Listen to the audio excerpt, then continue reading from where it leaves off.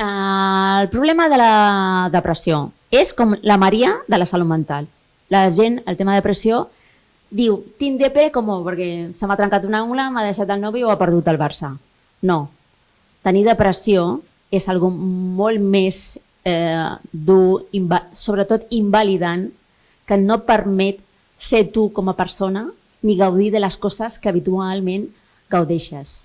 I estàs en un pou sense llum i amb un mal que, com ho has dit abans, aquest mal de la depressió que sents, que jo per això dic que és se m'ha entrat a l'ànima perquè no sé com descriure aquest dolor. I és la frase de, com jo dic, tinc depressió. I no és el mateix estar depressiu que tenir depressió. Molt important com parlem, molt important la comunicació. Tinc depressió, no soc depressiva, soc Carmen Llanes i soy guerrera i canyera. Vale, a mi una cosa que crec que m'analitza molt perquè en el trastorn que a mi m'han assignat és molt intensa. És que quan parles ets molt intensa, ets molt... Ai, és que a vegades m'agòbies, no? I potser no és que jo sigui intensa, saps? Sinó que tinc una emoció que no sabria com descriure-la i que el llenguatge a vegades no es pot apropar. I que per això és la gràcia de poder-nos comunicar, dialogar, saps? Hasta debatir què és un sol concepte. I penso també que utilitzar un trastorn, no? Que són moltes coses juntes, a un sentiment o a una emoció, ens estem equivocant del que estem parlant. És com si jo et parlo de papes i estic volent dir peres. Saps? Comença per la P, és el mateix àmbit, però estem dient coses molt diferents a l'una a l'altra.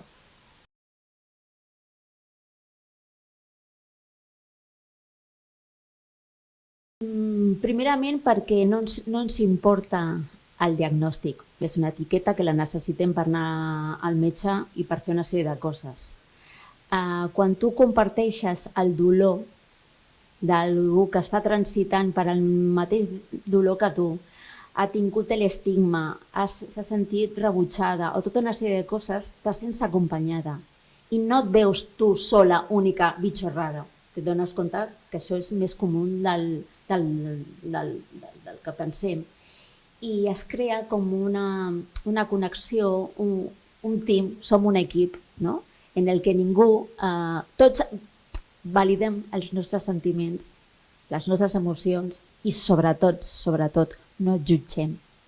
Perquè el que no té un all té una ceba. Però bueno, jo tinc el meu all i la meva ceba. Penso que jo tinc un diagnòstic a qui no el té reconegut, no em crea una separació ni una diferència, ni un rebuig. Penso que potser el fet que ens estem senyalant uns als altres em fa més mal a que una persona que és l'oposat a mi entengui que tots tenim dolor.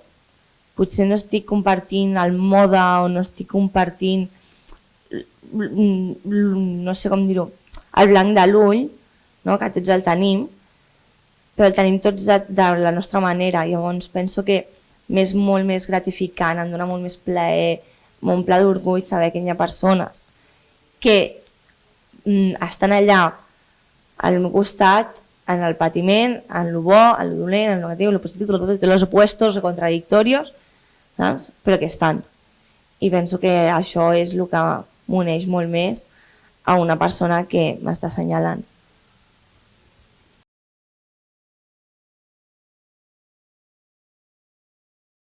Aviam,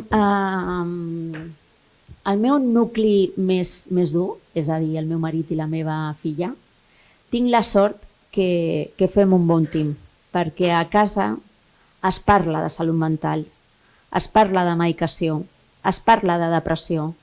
I la meva filla, que té 13 anys, té una empatia i té un saber estar que molta gent de la seva edat no la té. De fet, ella m'explicava fa 2 setmanes que un amic seu de classe li va dir que tenia depressió. I ella li va dir: si necessites parlar, pots parlar amb mi. I jo t'entenc, perquè la meva mare també ha tingut depressió. Això, en aquest món, és un ben preciat. Perquè una de dos, o no t'entenen 13 anys, te diu depressió, i és que, Ana, que tonteria. O fins i tot la gent gran, no? De, venga, déjate de tonterías. Tú lo que necesitas es trabajar y ponerte no sé què, no? Que de vegades passa, no? Llavors, en aquest cas, jo ara per ara estic molt bé recolzada. Sí que és veritat que hem tingut que treballar tots plegats, perquè el meu home, fins que no em va veure la quarta depressió, que estava amb la pandèmia, que veia 24 hores tot el que patia, es va donar del patiment i que com d'alguna manera jo intentava no traspassar-li aquest patiment cap amb ells, no? I per això ell abans no s'havia donat. I ara és el defensor número 1 de la salut mental, parla, no s'avergonyeix, al contrari, a tothom li diu que la Carme ha fet això i està més desperta, desperto pi, i surt a la ràdio, o sigui, amb orgull ens representa. És mi...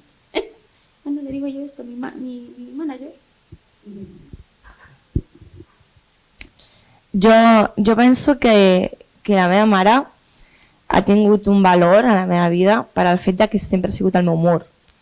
Al dir-me les veritats sempre a la cara, per molt que potser després tingués que trucar al 112 i esperar-se més de 24 hores a psiquiatria sense saber què passava a mi, m'ha fet entendre, no, què és l'amor. Perquè potser sembla un concepte molt abstracte, però que tinc les veritats a la cara fa mal. I quan tens una adolescència difícil, una joventut que no l'entens i una adultesa que estàs molt dependent, i veure que a més, per molt que passin totes aquestes coses, no et vulgui infantilitzar, ni paternitzar, ni protegir, perquè no? Perquè realment la vida és com és. I estar a les bones i a les dolentes, cuidar-te i donar-te un espai segur és el que ha fet ma mare. Per una altra banda, he sentit molt de carinyo amb el meu millor amic perquè és la persona que m'ha entès en com vull les coses. Perquè és la persona a qui l'he comunicat les necessitats, les ha escoltat i me les ha donat. O sigui, quan les he necessitat, les he rebut, no? D'una certa manera que és com li havia demanat. I això és un regal. Tant que em diguin sempre el que necessito, el que no vull, com el que he demanat. Penso que són dos privilegis que he tingut a la meva vida.